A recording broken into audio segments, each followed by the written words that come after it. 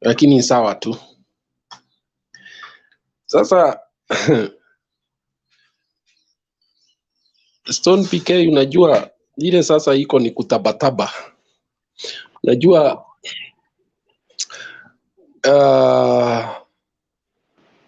what this government is going through is a thing that has never happened before, where we have elections, IBC pronounces itself, the Supreme Court pronounces itself, but 3-4 months down the line, the controversy continues. I can see those who are clever enough can also see there is panic. It's a big panic within the government because it's something they cannot tell where it could end up. And with the kind of changes that have happened, not just in our country, but globally, there is a limit to which the government can use force to contain political situation. That is why today they have, was it yesterday, they have brought in the name of the former president, Uhuru Kenyatta. The question I would ask, and I would want Kenyans to ask themselves is, they are now saying that the demonstrations are meant to prevent the government from collecting taxes to these so-called big families or some people within within the country. But why would one hold demonstrations because of taxes, really? I mean, how will that prevent people from paying taxes? Taxes are paid through a certain body that has its own systems. So making noise in public rallies, really, would it prevent that body to carry out its functions? So this is a government that is trying to clutch at the straws. By bringing in Uhuru, they want to remind the people of central Kenya and Kenya at large that they are being fought by the so-called dynasties. But I'm doubtful whether Kenyans are that gullible. I'm very doubtful that Kenyans will buy this. Why? Because the promise that this man had given was that the moment he gets into power, you deal ruthlessly with these cartels. And therefore, now he cannot come back to cry to the same public that is being prevented from doing what he had promised the people of Kenya. Stone PK, this drama will not end up well, particularly for the country. You cannot target people who hold capital, the indigenous capitalists, and expect it to attract foreign capital as well. And therefore, we are back to the early years of Moi era, where Moi targeted the Kikuyu capitalists, close to their businesses, close to their banks, and you know what followed thereafter. The economy took a battering that it never recovered even in his 24 years, because the momentum of economic growth was curtailed as a result of those actions. When you have a government that is obsessed with revenge and looking back, then you have a recipe for chaos and deterioration. I think Uhuru will not answer these guys back. He has nothing to lose, really. If they have a problem with him, I think the institutions that are charged with the responsibility of doing their work, they can go ahead and do their work. And I am sure this will fizzle out, just like many other propaganda that they have tried to bring forth since they took power. They have learned that running a government is not the same as campaigning. It is very easy to campaign using propaganda, but it is very difficult to run a government through propaganda. Yesterday, Ruto said that Raila is bringing evidence of Chebukati visiting his house 5 months after the elections.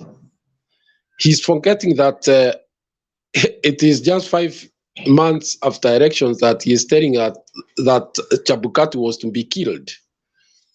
So you wonder why this person is so self-incriminating. I mean, he is so inconsistent. He accuses people of what he is doing himself. I am sure many Kenyans may not see the script that is there, but those who are discerning enough can know that Raila has got them in his palms right now. He's holding their balls, in the sense that he's been able to draw them out and rope in the international community. And as the controversy continues and builds up into something that they did not anticipate, eventually there is there is an outcome that is intended.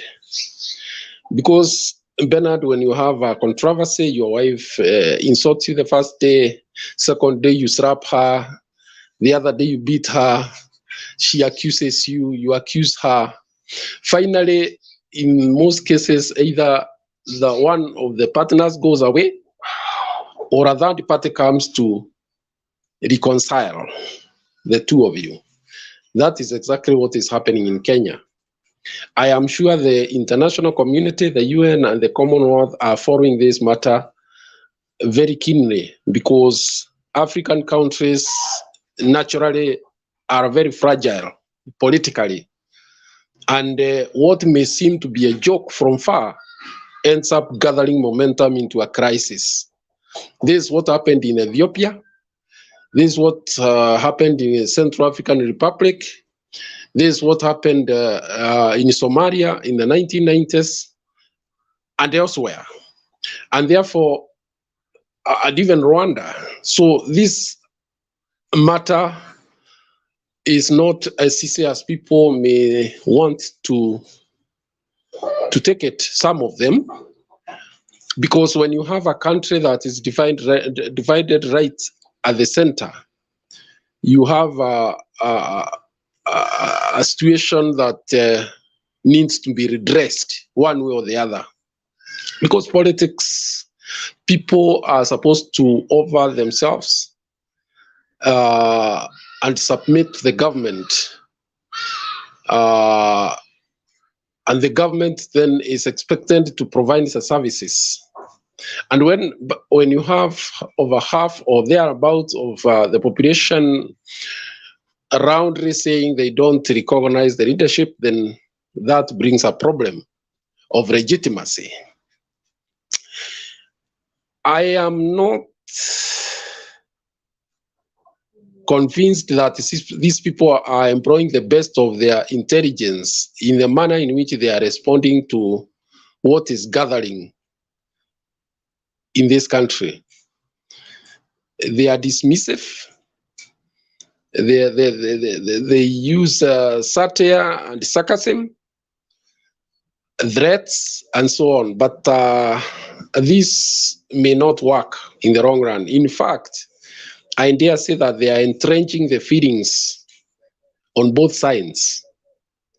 And this is exactly the possession we were in between 2003 and 2007, and you know what happened thereafter. It's unfortunate that PK now, Kenyans have no faith in the Supreme Court. It cannot be an arbitrator in case of an electoral dispute. It is unfortunate that right now nobody is very confident about the ability of IBC to deliver free, fair, and verifiable elections. And therefore, as a result of this, people naturally would take extrajudicial activities to redress what they feel is a situation that disadvantages them. So therefore, this is a serious matter. It's not easy. It requires a statesman. It requires sober minds so that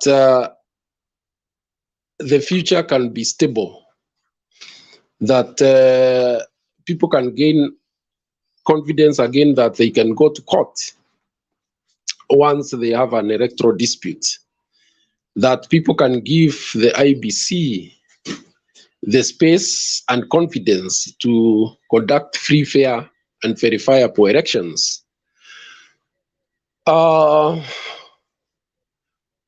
This back and forth statements between the president and Raila Amolo Odinga can only fuel the situation in Kenya.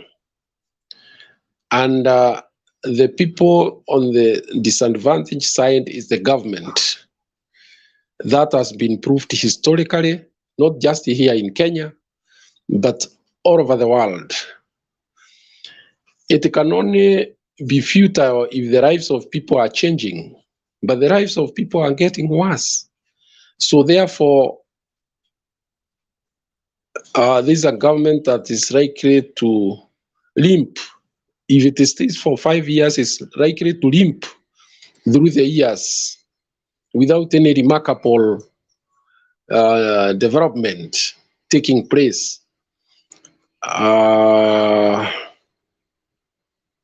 And that's it. That's the way it is going to be. Not unless they come up with a way of dealing with the political situation right now. I don't see what they can do with the resolve that I've seen in the supporters and the leadership of Azimio. They have said they don't want handshake. And Azimio supporters have told Raila in no uncertain terms that they also don't want handshake. So it is a hard situation. Whose end result is not known. We can only wait and see.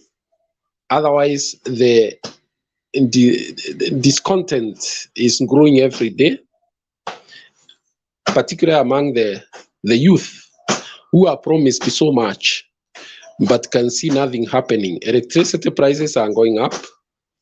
Soon, if they put the taxes they are saying on rentals, the rental, the rentals will go up, transport costs will go up, food prices are not changing, they are remaining high, and therefore life will only become unbearable. The universal health care they are promised people by December has not materialized. And even the programs that were there of Linda Mama, where youth, especially the youth who are getting their first babies, second babies, and just their wives would walk into the hospital and have the costs met by the government is gone. So I do not know what the youth will hold and say that they can defend this government with. So they know they are between the hard rock and the blue sea in terms of politics. And with the kind of recalcitrant remarks I'm hearing from Ichongo and Dindi and the rest, I don't see them helping the situation, and including the Ruto himself and Rigathi. They may take it as a joke at this time and dismiss these statements. But what they don't know is that slowly people are losing faith in the ability of the government to turn around the issues and make life better for a majority of Kenyans. Fertilizers is just half the story. It is, fertilizers cannot assure food security. It's just one component. There is an issue of quality since, there is an issue of rainfall, and so on and so forth. So that faith that when you pump in so many bags of fertilizer to the farmers, you are increasing food security is totally misplaced. The issue of Hasra Fund, they no longer talk about it. It's a total flop, total flop. If you talk to the youth here, they'll tell you they took 500 shillings and have not paid. Those who have paid have waited for their saving to be increased. It's not increased. So it was a big con.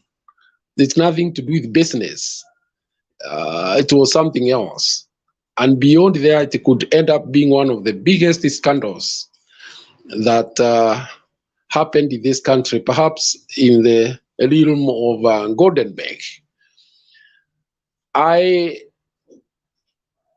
don't know how this will be resolved, but this government seems to be visionless, rudderless, wobbling, limping, and any other negative connotation that you'd get of a government. There is no inspirational leadership like that of the late Mwai Kibaki and the retired President Uhuru Kenyatta. And once people lose faith, hope for better tomorrow, then everything is lost. Wacha nisimamia hapo for now, Mr. PK. Thank you very much, Bwana Guru. Wacha tumpishe nani haraka haraka msimamo.